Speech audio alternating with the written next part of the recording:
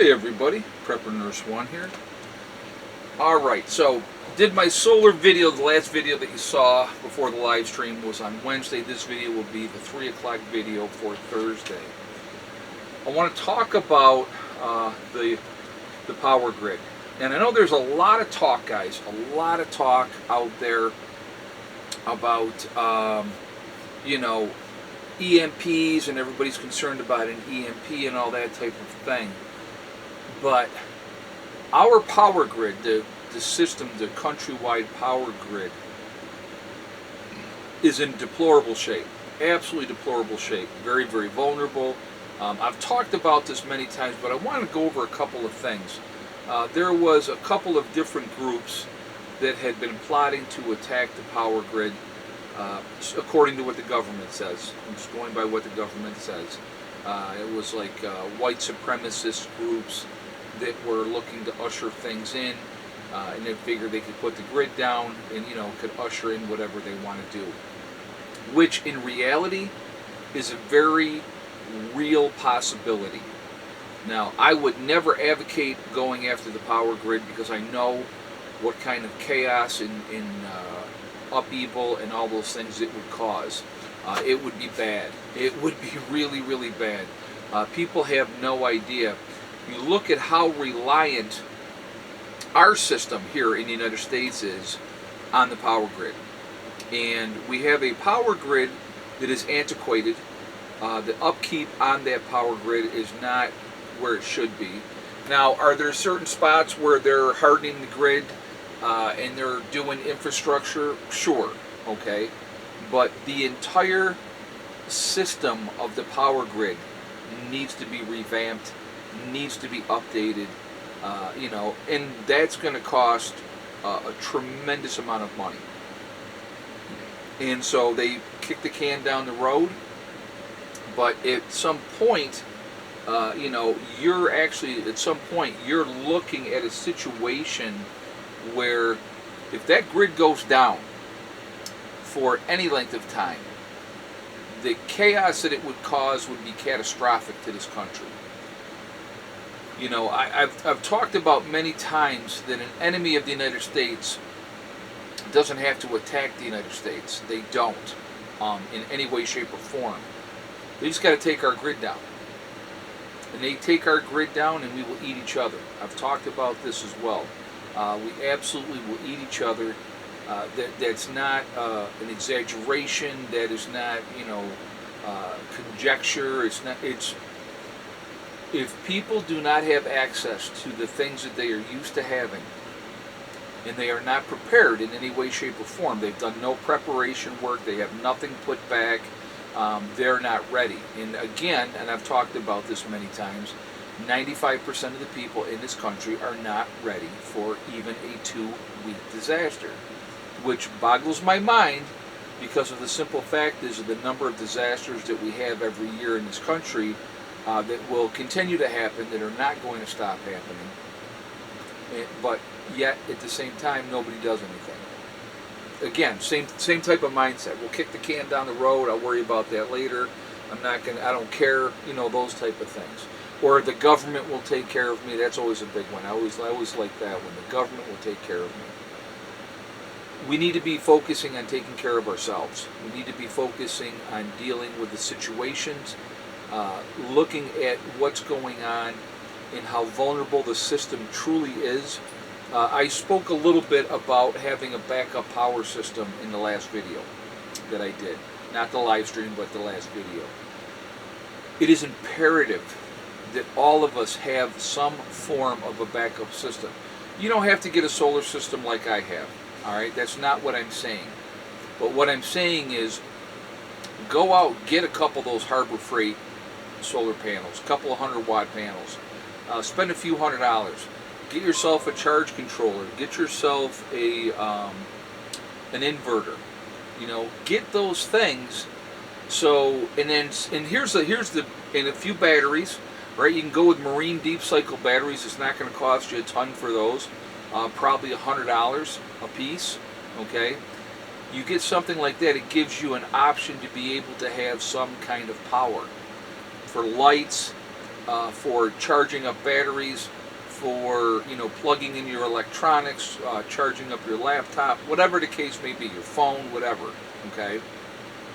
But if you don't have those and there's no power, when your battery dies on your phone and when your battery dies on your laptop or your computer, you're done. That's going to be it, And so I think it's really important to be able to put yourself in a situation like right now. Okay, I'll give you an example. Right now at the homestead, we got a bunch of buildings coming in. Right, people are bringing buildings in here. The only solar system at the moment on the property is my solar system.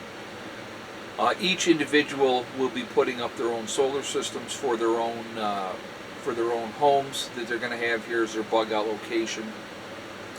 We will probably set up a independent solar system for the pavilion so that we can run lights and we can have some plugs in there and we can do those type of things. I think that's definitely something that we're looking at doing, for that, so that we have where you can walk in and flip the switch and you got the power, okay?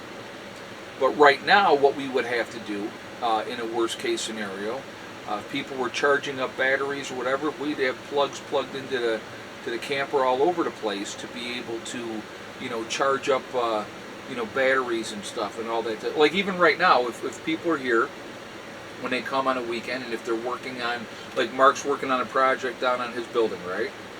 Well, he's got all the battery operated tools, so he has to come up and bring his batteries up here and plug them in to charge them up.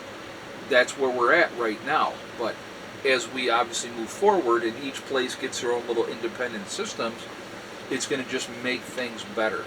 So again, I think it's really, really important that we have those backup systems available to us, because you never know.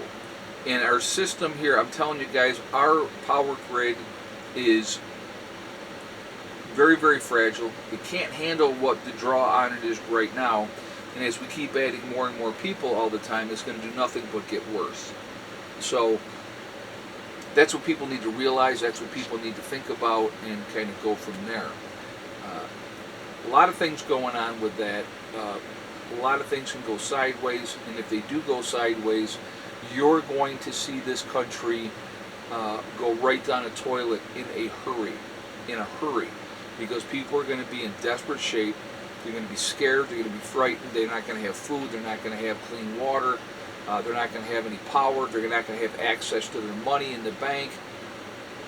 You're not going to go to the gas station and get it out unless you've got a big old siphon hose and you go down and start taking it out of the tanks. Well, you know what? Those tanks will be empty really, really quickly, because that's what people are going to do. They're going to go, they're going to pop those caps, and they're going to siphon gas. And when those tanks are dry, that's the end of it. So whatever you have on hand at that point is what you're going to have on hand. Again, I'm a big believer in having backups, having alternative ways to be able to do what you need to do, and just try to be as ready as you can be, because the unknown can be very scary. And when the time comes, it can be, and that is a very realistic scenario that could happen in this country. Either the power grid is attacked, or there's something going on, could be a cyber attack or whatever, and just shuts everything down. And people aren't ready for it, folks. They're not prepared for it. And especially if it happens in the wintertime, the number of people that would die in their own homes would be astronomical, because there's just no way for them to stay warm. There's not. If they don't have some kind of a heat source, they're going to be in big trouble really quickly. I'll tell you what, if the grid went down tomorrow, what I would do, I would go into the pavilion. I would box off part of that area where we got the walls. I would make sure that I had that wood stove going all the time. I would not waste the propane on keeping this going. I would not be, sleeping in here trying to do that. I would still obviously utilize this for the power station, if you will, but I would be sleeping and stuff in the pavilion if I had to. So, but anyway, I'd like to hear your guys' thoughts. I'd like to hear what you think. Do you think that we have an issue? Do you think that there is a need to make sure that you have alternate choices for power and stuff like that to be able to do what you need to do. I think it's hugely important. And like I said, our system is very fragile, very antiquated. Needs an upgrade 10 years ago, and it hasn't gotten one. And like I said, I know people will say, they'll come on here and be like, oh, well, I've been working here and we're working on upgrades. And that's great. That's one small little spot. That doesn't take care of the whole system. The whole system needs to be revamped. Okay? So anyway, guys, I'm going to jump off here for now. I'd like to hear your thoughts. Share with me on this video. I appreciate it. Remember, we truly are all in this together.